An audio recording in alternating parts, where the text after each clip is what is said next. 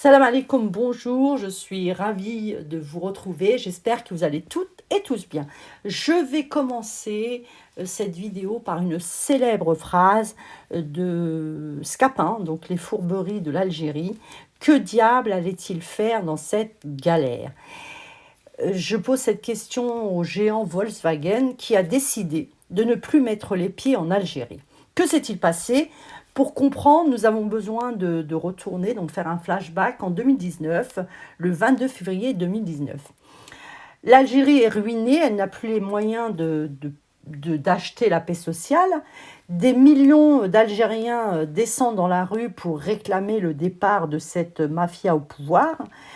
Une guerre des clans éclate, l'armée, pour sauver sa peau et calmer la gronde des manifestants, place en détention provisoire des hommes politiques et des riches hommes d'affaires corrompus. Suite au placement en détention de ces oligarques corrompus, la justice mafieuse a désigné des administrateurs véreux ou incompétents. Des centaines d'entreprises ont déposé le bilan, des milliers d'Algériens se sont retrouvés au chômage. Ce régime mafieux, incompétent et inconscient, des répercussions désastreuses sur l'économie nationale et on peut même dire cataclysmique au niveau international, car tous les investisseurs étrangers seront impactés ou sont impactés par ces décisions. C'est ce qui est arrivé au géant Volkswagen. Les autorités algériennes ont bloqué les comptes bancaires et tous les paiements de la Sovac, société appartenant au milliardaire Mourad Oulmi, engendrant la fermeture de l'usine de montage des véhicules Volkswagen à Rieslen et plus de 4000 employés sont actuellement au chômage. Avant la fermeture de l'usine, le groupe allemand avait fourni plus de 1500 kits d'assemblage destinés à l'usine de Rieslen qui sont restés bloqués au port d'Oran et plus de 2200 kits bloqués dans différents ports européens, donc en tout 2500 kits. Volkswagen, qui n'a pas pu percevoir son argent, a protesté auprès des autorités algériennes. Elles sont restées sourdes à leur doléance. Le groupe allemand n'a pas eu d'autre choix que de saisir la célèbre banque d'affaires américaine, l'Exim Bank. C'est une banque d'import-export en fait. Sa mission, c'est de proposer des garanties et des assurances sur les achats et biens et services contre tout risque de défaut de paiement des clients étrangers. Cette banque a décidé de sanctionner sévèrement l'État algérien. Comment, me direz-vous?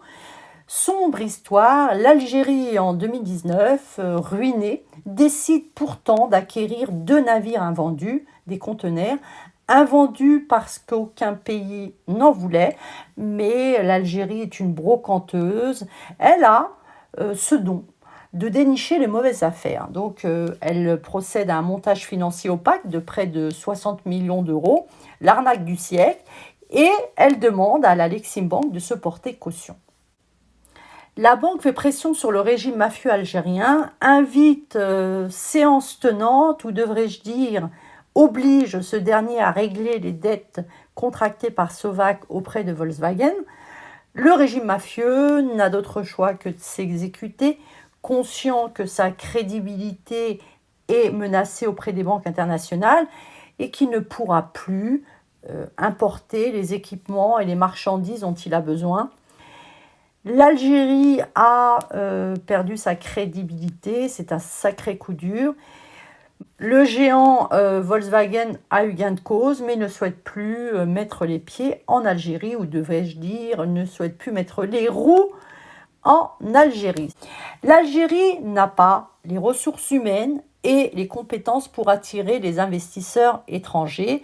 De plus, sa politique haineuse envers le Maroc ne cesse de la décrédibiliser.